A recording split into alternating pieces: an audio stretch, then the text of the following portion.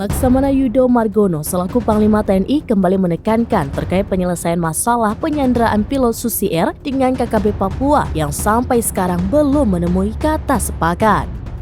Dikatakannya masalah penyanderaan pilot Philip Smart Martens tidak bisa diakhiri dengan pengerahan militer, sebab pemerintah juga tidak menginginkan hal itu. Pengerahan pasukan ke Papua katanya akan mengundang masalah baru, termasuk dampak yang timbul dan akan dialami langsung oleh masyarakat setempat. Oleh karena itu, kata Yudo Margono, pemerintah masih berusaha melakukan pendekatan melalui tokoh masyarakat dan tokoh agama, serta meminta agar KKB Papua pimpinan Egyanus Kogoya segera membebaskan tawanan yang telah disandera selama ini. Yudo Margono mengatakan itu seusai membuka latihan gabungan TNI Polri. Dia mengatakan bahwa pihaknya tidak mau menggunakan cara-cara militer untuk menuntaskan masalah tersebut, karena dampaknya akan menimbulkan kerugian besar bagi masyarakat dan daerah itu.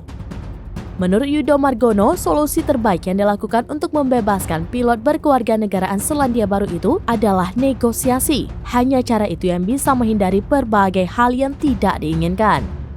Untuk diketahui, belakangan ini kelompok kriminal bersenjata di Papua kembali menggelar aksi brutalnya. Mereka menembaki Polsek dan Koramil Homeo di Kabupaten Intan Jaya. Aksi penembakan Polsek dan Koramil Homeo itu setelah anggota kelompok separatis teroris tersebut diduga menggasak sebuah senjata api laras panjang di Polsek Homeo. Hingga saat ini memang belum diketahui siapakah oknum yang mencuri senjata api tersebut. Namun kuat dugaan pelakunya adalah anggota KKB Papua. Salah satu indikasinya adalah penembakan ke arah Polsek dan Koramil Homeo saat ada pertemuan yang berlangsung di tempat tersebut.